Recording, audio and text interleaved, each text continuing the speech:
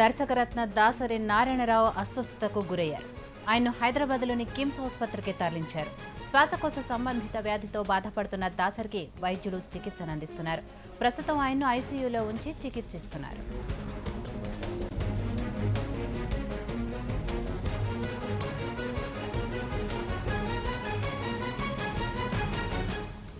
దాసరి నారాయణ అస్వస్థతకు సంబంధించి మరింత సమాచారం మా ప్రతినిధి ప్రభు అందిస్తారు. ప్రభు, దాసరి అస్వస్థతకు కారణం ఏంటి? ప్రస్తుతం పరిస్థితి ఎలా ఉంది?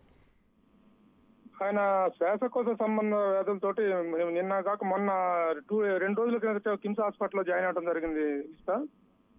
ప్రస్తుతం ఆయన ఆరోగ్య పరిస్థితి చాలా స్థిరంగా ఉంది. ఎలాంటి ఆందోళన చెందాల్సినటువంటి అవసరం లేదు.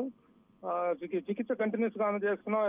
ఇది ఆయన ఆరోగ్యం గురించి ఎలాంటి ఆందోళన చెందాల్సినటువంటి అవసరం లేదని చెప్పి కిమ్స్ వైద్యులు చెప్పడం జరిగింది.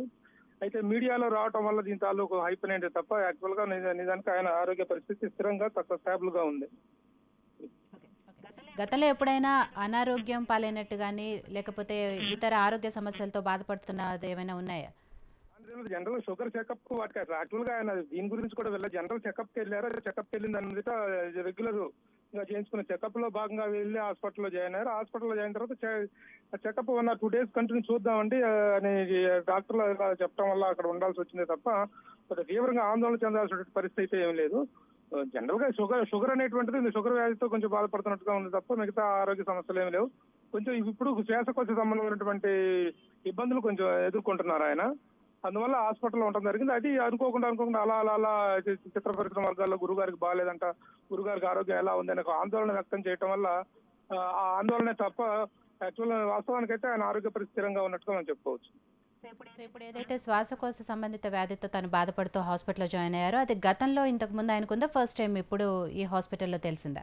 అది ఎప్పుడు లేదు, గతంలో ఎప్పుడు లేదు. సడన్ గా శ్వాసకోశ సంబంధంగా కొంచెం చిన్న ఇబ్బంది ఎదురైందని చెప్పేసి డాక్టర్లు ఐడెంటిఫై చేయడం జరిగింది. ఇప్పుడు థ్యాంక్ యూ ప్రభు.